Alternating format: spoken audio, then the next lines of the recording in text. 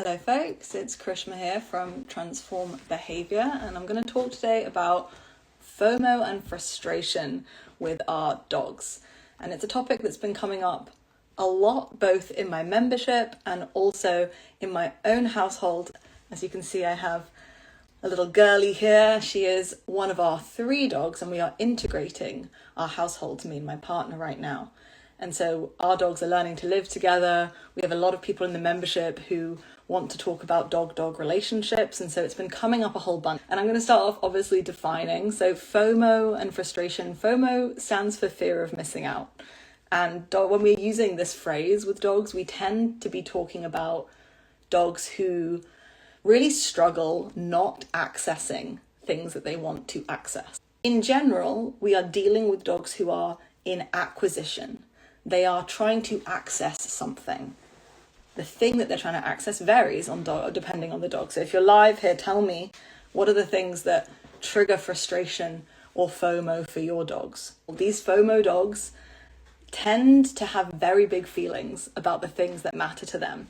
So they have big feelings about their guardian, about their toys, about their play, about their freedom of movement. They're not often the chillest, most nonchalant dogs. They tend to be passionate and tenacious.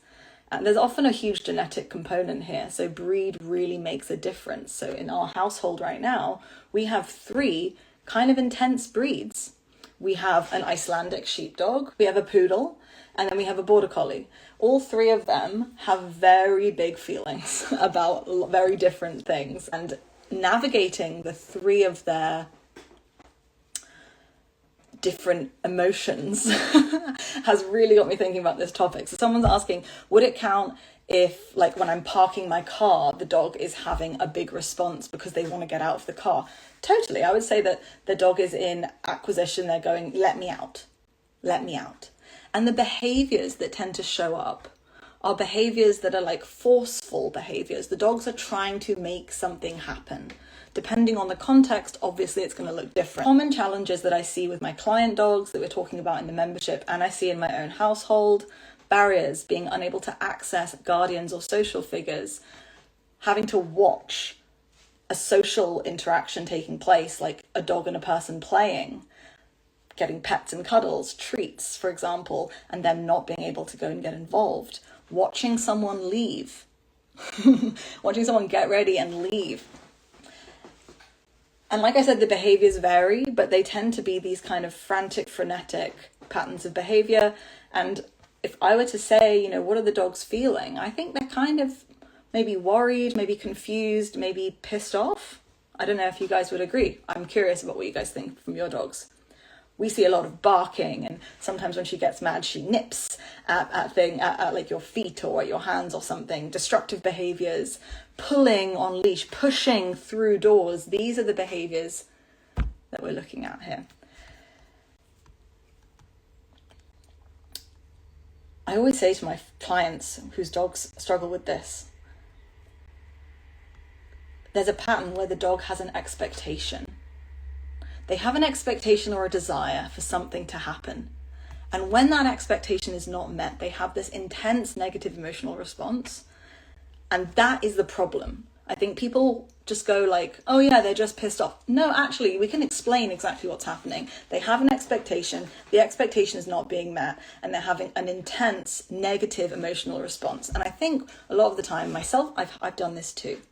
In the past, I've said, frustration, whatever, it's not that bad. You really have to worry about dogs who are scared. We have to really be careful and shield them. But they're just a bit frustrated. It's just a bit of FOMO. And I've really changed my tune on this. I actually think that frustration, FOMO, can be just as unpleasant as fear and panic. And I actually think that there's a Venn diagram where there's like frustration, fear, and panic is somewhere in the middle, I think. So I want to dive into this more with my community. And if you guys have dogs who are struggling with this, I want to invite you to our membership. You can find more information on my website. This is where we're really having the deep conversations. For now, I'm going to talk you through 3 things, 3 main kind of areas of focus. So why do we see this pattern occurring with our dogs, and why does it become so problematic and disruptive of daily life? The first thing is to think about the dog's body, the body itself of these dogs. These dogs often have something going on in their body that is leaving them a little bit more dysregulated, just as a baseline. And so when they are then faced with challenges, they are having a harder time responding appropriately, and it can kind of be like a snowball effect because they don't have the baseline that they need to tolerate the amount of frustration or stress that they're being asked to tolerate. So when I have clients who could join my private program, which is very full, please don't ask to join it. Just come to the membership. The first thing we do is we look into the medical side of the dog's body mind. We look at for GI issues. Even if we're just if like sometimes they say to me, the dog's kind of fine, but they vomit occasionally, or they have loose stools sometimes, or they're fine, but they're on this hydrolyzed protein diet. And if they eat anything else, then they get sick. I'm digging in. The thing that we do is tackle the medical side. GI issues, musculoskeletal pain. My dog Hero right now, he has arthritis, hip dysplasia, and he gets so much less patient when he is sore. And guys, come on, you guys all get this, right? If you've got a sore neck, if you've got sciatica's just like acting up, the shoulders dodgy, you're going to snap at someone faster, right? So we have to go to the body first. And in the membership, we have a whole course within the content vault about health, talking about what signs indicate that this is relevant to your dog.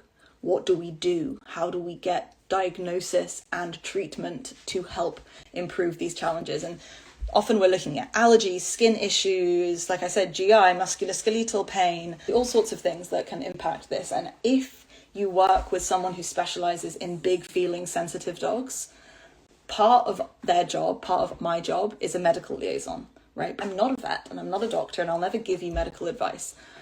But I understand how this stuff shows up in these dogs, and I can help you advocate and navigate the medical systems with your dogs. That's literally my whole job. So the sick body is the first place to look, and the second place to look in body category is stress. We see dogs who are sick and chronically stressed every single day. So I ask folks to just go through the dog's week in their head, a week in the life of your dog. How frequently is your dog rehearsing fear, anxiety, hyperarousal, frustration, confusion, rage? If you were to put a pie chart of their life, what percentage of their life do they spend in these different emotional states? If we spend all of our time in fear, frustration, confusion, we become people who are frequently scared, frustrated, and confused. And often I see these dogs are just constantly dysregulated. And the first thing we have to do, if you're saying, oh, this is my dog, we focus on the underlying body. Don't go and start trying to teach them how to be less frustrated. We definitely don't start asking them to do impulse control exercises because that is unfair. We have to look at the engine first. And if we're seeing these signs of FOMO and frustration, there is smoke coming from the engine. Open up the hood and have a look and see what's going on. And if you need help, like I said, come to membership, we can help you. The second thing I look at, once the body mind itself, the engine is functioning, I look at the dogs like, I'm going to be a bit woo-woo here, but I look at the dogs like soul and I go, are you fulfilled? Are you fulfilled? Are you satisfied on a daily basis? Because frustration, rage, FOMO like this, I see a pattern of it turning up really problematically in dogs who don't get what they need on a daily basis, on a weekly basis. They don't have access to the sort of activities that they need. So I talked about how breed really matters in this conversation. The amount of dogs that I have seen over my last 10 years, there aren't that many Shih Tzus, Pekingese. There aren't that many of them. We're seeing cattle dogs, border collies, hunting dogs, like hunt point retrieves. We're seeing terriers. We're seeing dogs that were bred to have certain purposes. And what that means is that they have certain specific needs. They're specialized in some way. And so if my poodle, the hunting dog, doesn't get lots of time off leash in nature, he is a complete psycho. And that's not a problem. It's not a defect. That's just the breed, right? The border collie, Carson, she needs literally hours off leash every single day. or we immediately start to see dysregulation, her being frustrated, her being, literally, they are easier to be deprived. And so if we have a dog that's operating from a deprivation state, of course they're going to be frantic, frenetic, desperate to get the things they need because they are operating at a deficit. And when I say things they need, it depends on the individual. Sometimes it's related to breed, sometimes it's just the individual themselves. Time off leash in nature, freedom of movement in nature is just one of the biggest ones. Talk about it all the time. I have a whole module in Content Vault in the membership about activity schedules. So we dive into this in depth there. But we're talking about freedom of movement, exercise, social interaction. If you have a sociable dog, like Lauren's in here, my work wife, and she has Ash, who is a staffy, and he is one of the most sociable, happy, lovely, sweet little piggies.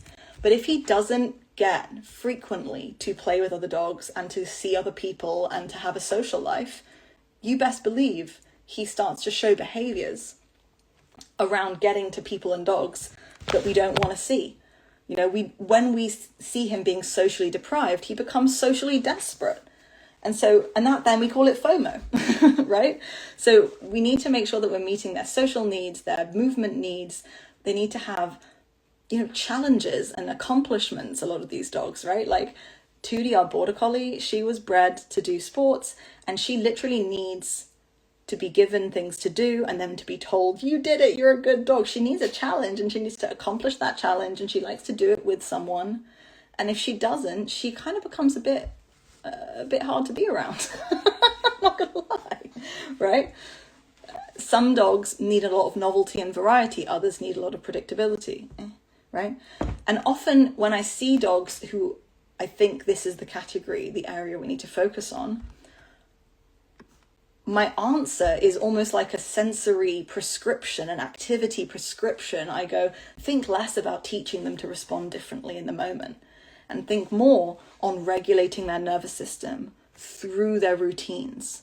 And so we dig into this in a big way with all of my private clients. And like I said, we have a whole module on it in the membership, because the way that we structure our days makes a massive difference in our capacity to regulate our emotions and our capacity to learn and then apply that learning in real life.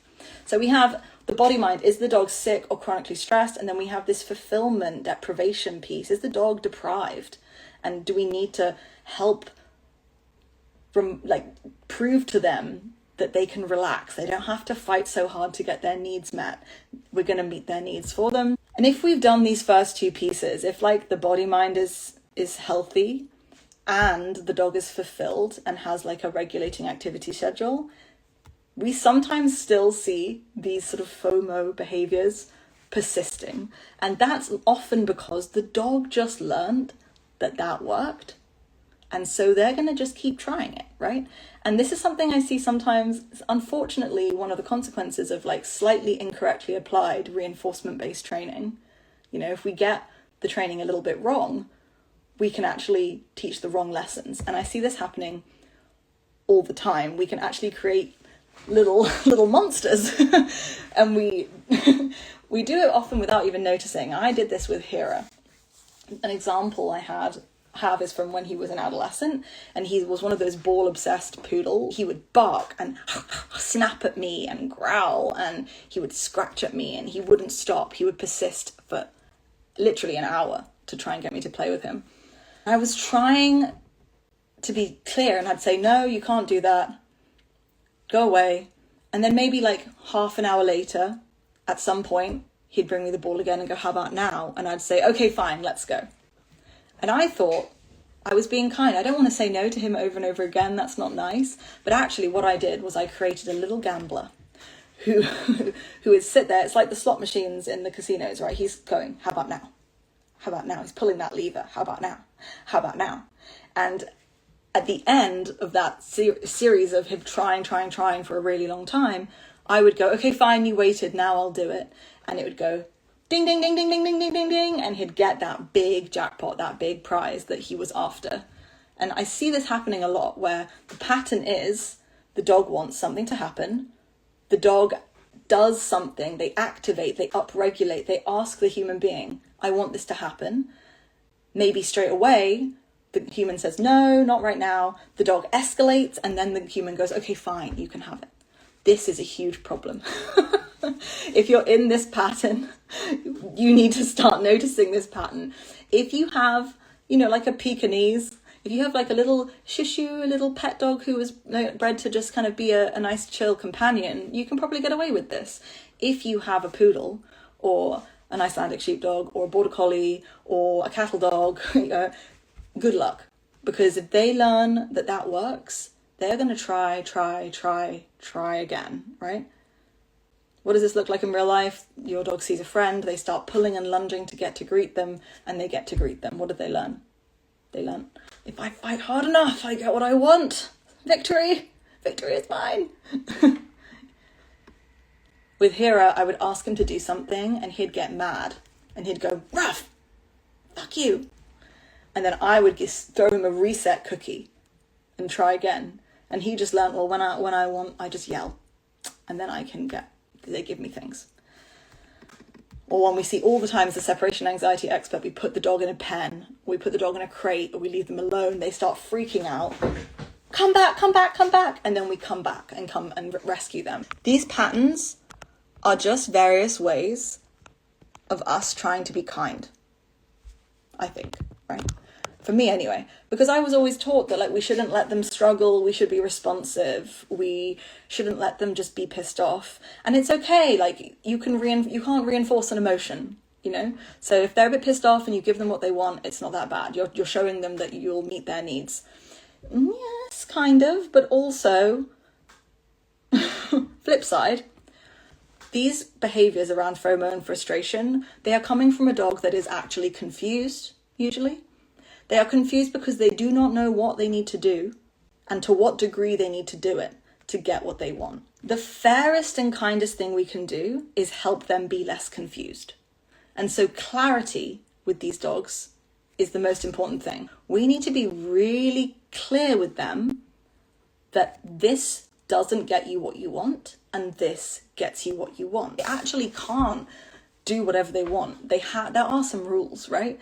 And if we want to be fair, we have to figure out what are the rules, and then we need to be really, really clear with them.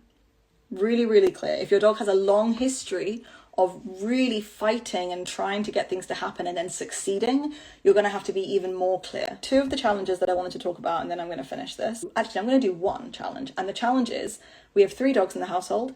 If one of us, my partner Sarah, if she's getting ready to go out for a hike with one of them, if the other 2 watch her get ready and take the 3rd dog and leave them, all hell breaks loose. I mean, these dogs are running around the house. This one tried to jump out of the 2nd story window to go on the walk with her. And they can get so escalated that I actually really struggle to calm them down. Afterwards, they're thinking about where they went for an hour. So this is an example of a really classic FOMO challenge. Let me talk you through what we're doing about this. 3 things that we talked about, right? The body, mind. Are they sick or chronically stressed? We work very, very, very hard to make sure that our dogs are healthy and that they are not chronically stressed. And then in terms of being fulfilled, we are very lucky to be living in the middle of the hills. They get lots of time off leash. We really fulfill them in terms of their sensory needs and their activity needs.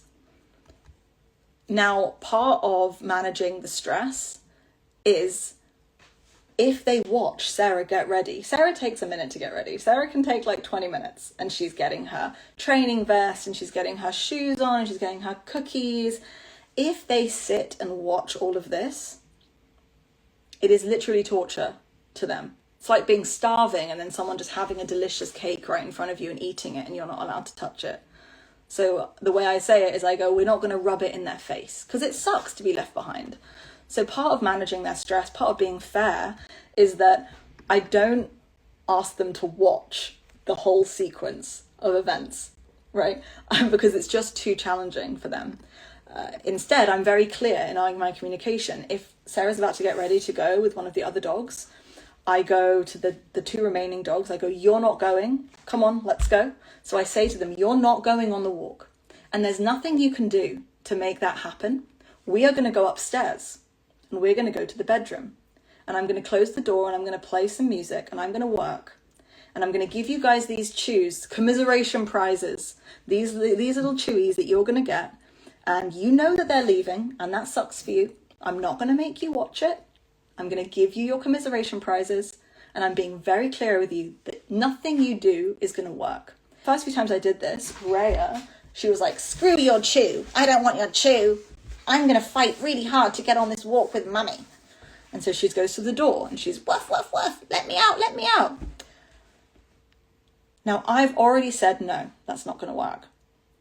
And it feels mean sometimes, but the kindest thing that I think I can do now with Rhea is to be very clear to her that I don't care how hard you try, none of that's going to work. So you probably should just give up trying. What I do is I put a leash on the dog and I sit them next to me on the bed and I say, okay, I'm sorry you're pissed off.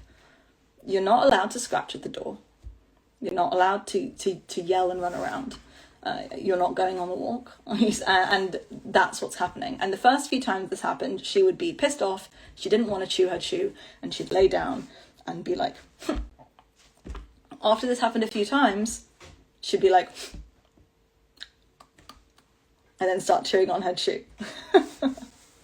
She adapted. There's lots of other things we can do, but I just wanted to give you guys this little picture of the things that I'm thinking about with these cases, with my clients in the membership and with my own dogs in my home, just to kind of overview. Again, I'm looking at these 3 key areas. I'm looking at if the dog is sick or chronically stressed. And like I said, I have whole modules in my membership on health, dogs who have chronic stress and stuff like this, so you can go and learn more there. We're making sure they're not in the state of deprivation. So we look at their activity schedule. Again, a whole bloody module on that. So go and learn if you want to. And then we think about the learning. They have learned at some point that this stuff works. What are the patterns that are present that are repeating this? What are keeping this lesson alive for them? And then what do we need to change? And if you guys want to see me in the membership, you can post all about your dogs, and myself and all the members, we're at 200 members now, we all kind of chat about it. I'm going to be posting more about this and showing you guys more videos over in the membership. So thanks.